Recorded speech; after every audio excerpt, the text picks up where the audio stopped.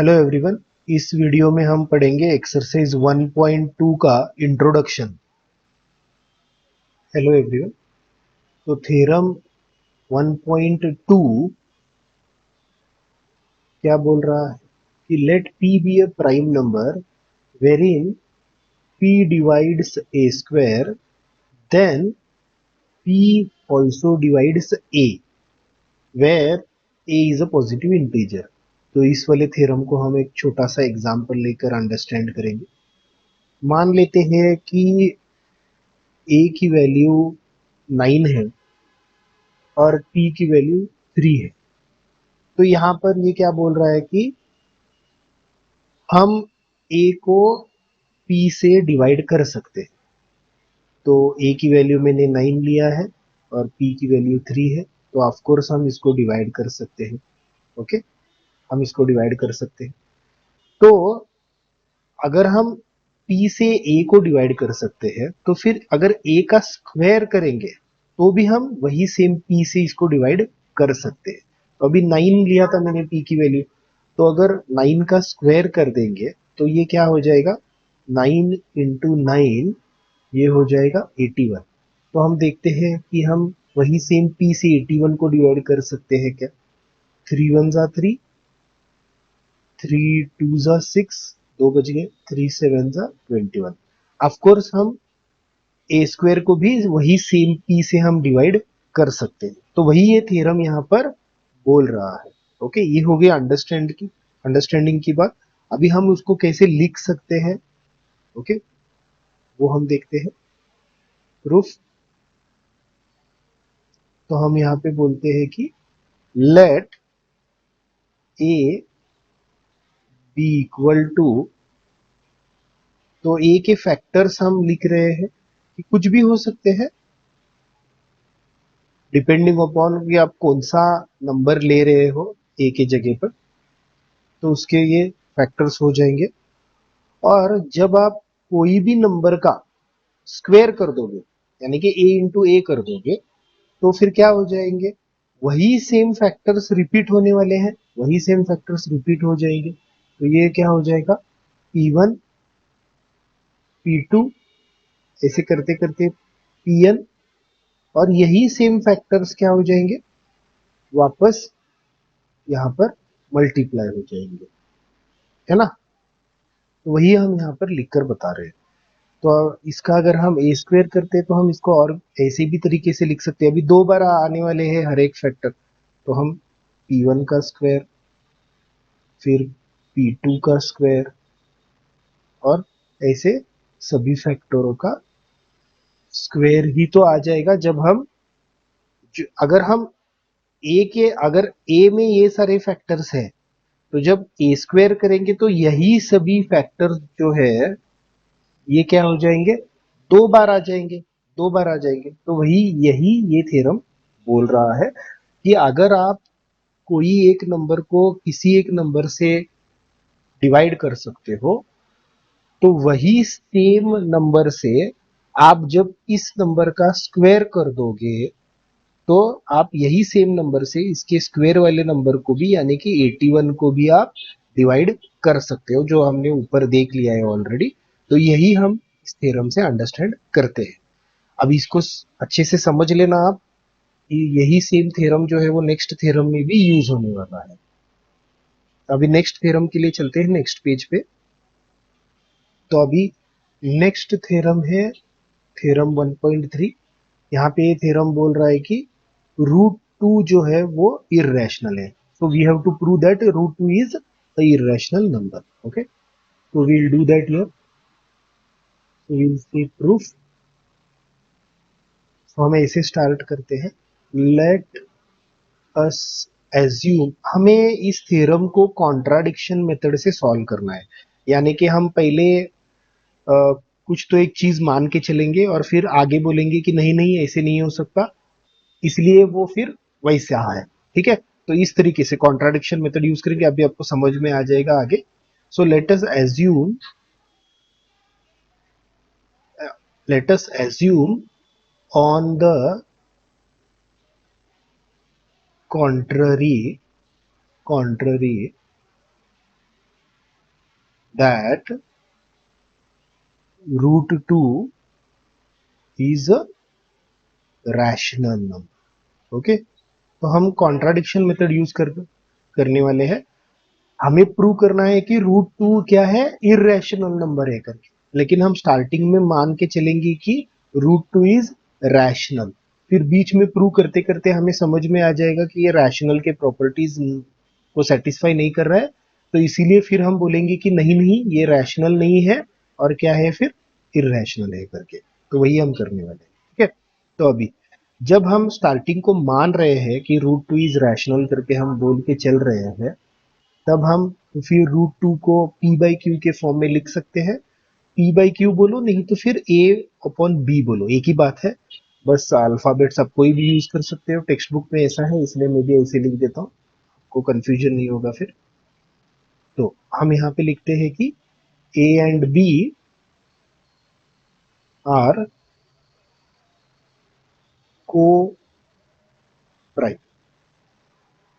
को प्राइम, को प्राइम्स मतलब क्या? देखो अभी जब भी हम कोई भी एक नंबर ए बाई बी ने तो पी बाई क्यू के फॉर्म में लिखते हैं, फ्रैक्शन फॉर्म में लिखते हैं, तब हम उसको एंड तक सॉल्व करने के बाद वैसे रख देते हैं, तो आगे वो सॉल्व नहीं हो सकता है। जैसे कि नंबर मान लो 3/4, अभी आगे डिवाइड नहीं हो सकता, इसीलिए तो हम इसको ऐसे छोड़ रहे हैं।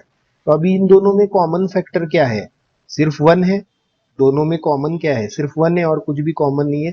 तो यही सेम चीज को बोलते हैं को प्राइम, मतलब दोनों में अभी कुछ कॉमन नहीं बचा है और उसको अभी फाइनली ऐसे फ्रैक्शन फॉर्म में हमें छोड़ देना है। ओके, उसका ही मीनिंग है को प्राइम। अगर कुछ कॉमन होता था, जैसे कि अगर ये 4/2 है नंबर, तो हम आगे उसको सॉल्व कर लेते थे। तो अब ये सॉल्व नहीं हो सकता, इसीलिए तो ये फ्रैक्शन फॉर्म में है। और इन दोनों में क्या है? कॉमन सिर्फ वन है, तो यही को प्राइम का मीनिंग है। ठीक है, अंडरस्टैंड कर लेना यहाँ पर। ओके, ये बहुत इंपॉर्टेंट है, बहुत सारे बच्चे कंफ्यूज रहते हैं इसमें। तो अभी आप मेरे ख्याल से अभी मेरे एक्सप्लेनेशन के बाद ये आपको क्लियर हो जाएगा। तो अभी हम b, यहाँ पर क्या है, a डिवाइडेड बाई b है, उसको इक्वल टू के उस तरफ भेज देंगे तो क्या हो जाएगा, ये 2 के साथ जाके वहां पे मल्टीप्लाई हो जाएगा और यहाँ पे ये ऐसे हो जाएगा। ठीक है, root two into B is equal to A. अभी नेक्स्ट स्टेप में हम क्या करेंगे, हम बोलते हैं कि square both sides. Square both sides, तो दोनों साइड्स को हम क्या, हमें क्या करना है, स्क्वायर लगा देना है।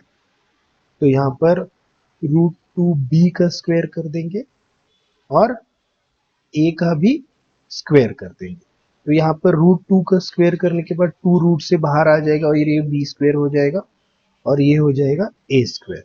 ठीक है, अभी टू को इस तरफ लेकर आ जाएंगे तो क्या हो जाएगा, ये डिवीजन हो जाएगा, टू डिवीजन में आ जाएगा, इस यहाँ पे मल्टीप्लाइड है, यहाँ पे आके डिवाइड में बैठ जाएगा। तो अभी हम यहाँ पर देखिए ऐसे लिख सकते हैं कि A square is divisible by two. और थ्योरम 1.2 में अभी हमने देखा कि अगर a को हम 2 से डिवाइड कर सकते हैं, ए स्क्वायर को 2 से डिवाइड कर सकते हैं, तो a को भी 2 से हम डिवाइड कर सकते हैं। तो a is also divisible by, okay, a is also divisible by 2 according to theorem आप 1.2 करके लिख सकते हो। और इसको हम इक्वेशन 1 मान के चलते हैं ताकि आगे हम इसको यूज करेंगे थ्योरम में। तो अभी नेक्स्ट हम बोलेंगे कि let A B equal to 2c। Okay, ऐसे हमें मान के चलना है कि a की वैल्यू अभी हमें क्या करना है, 2c मान के चलना है। तो अभी हम इसको क्या कर देंगे, सब्सटीट्यूट कर देंगे कौन से इक्वेशन में,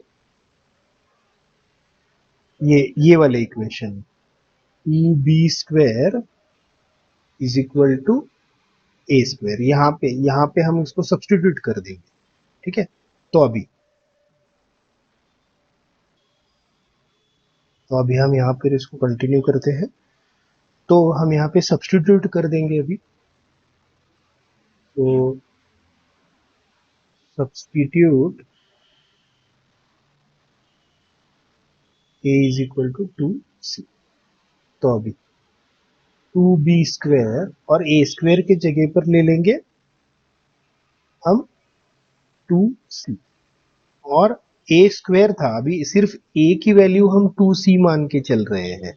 ओके, तो लेकिन यहाँ पर क्या था, यहाँ पर तो ए स्क्वायर है। ओके, यहाँ पर तो ए स्क्वायर है, तो हम वो स्क्वायर को वैसे ही रखेंगे। ठीक है, तो फिर 2b² इज इक्वल टू 2 2 4 और ये हो गया c स्क्वायर। ठीक है, तो अभी 2 को हम इस तरफ भेज देते हैं। अभी b² is equal to 4c² divided by 2। तो 2 1 जार 2, 2 2 जार 4, तो अभी ये क्या बन गया, b² is equal to 2c²। अभी इस 2 को हम इस तरफ भेज देते हैं। ओके, तो ये हो जाएगा b²/2 is equal to c²। तो अभी आप देख सकते हो कि b² is divisible by 2, then b is also divisible by 2, है ना। यही तो हमने सीखा है थ्योरम 1.2 में। हाँ, थ्योरम 1.2 में अभी जस्ट हमने वही सीखा है, तो वही हम लिख लेते हैं यहाँ पे और इसको इक्वेशन 2 मान के चलते हैं। ओके, तो अभी आप देखो यहाँ पर फ्रॉम 1 एंड 2 इक्वेशन से हमें क्या पता चल रहा है कि हमें ये पता चल रहा है कि a² और b² पे हमने स्टार्टिंग में क्या बोला कि a और b जो है वो को प्राइम है, मतलब दोनों में कॉमन क्या है, सिर्फ 1 है। ओके, लेकिन अभी आप यहाँ पर देख सकते हो कि a जो है वो 2 से भी डिवाइड हो रहा है और यहाँ पर b भी क्या हो रहा है, 2 से डिवाइड हो रहा है। तो दोनों के कॉमन फैक्टर्स हम पहले मान के चल रहे थे कि 1 है करके, लेकिन अभी दिख रहा है कि दोनों के कॉमन फैक्टर्स जो है वो 2 है। 2 से भी दोनों नंबर्स डिवाइड हो रहे हैं।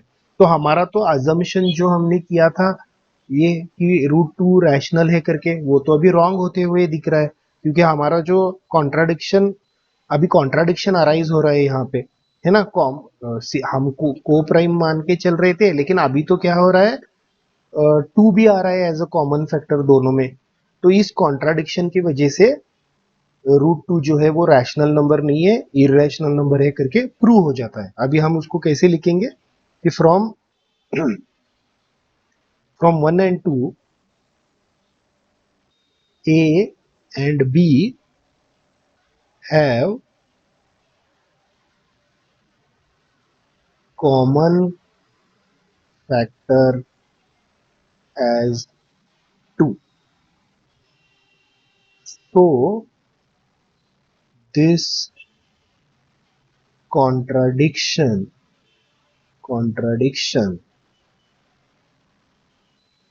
has arisen because of our incorrect assumption। मतलब स्टार्टिंग का assumption जो है वो रॉन्ग हो रहा है। ओके, इसीलिए देयरफॉर हम बोलेंगे कि देयरफॉर √2 जो है वो रैशनल नहीं है, बल्कि √2 इज अ इरेशनल नंबर। तो ऐसे करके ये हमारा थ्योरम यहाँ पे प्रूव हो जाता है और हमारा इंट्रोडक्शन भी एक्सरसाइज 1.2 का कंप्लीट होता है। अभी नेक्स्ट एक्सरसाइज 1.2 को हम नेक्स्ट वीडियो में देखेंगे। इस चैनल को लाइक, शेयर और सब्सक्राइब कर देना। Thank you very much.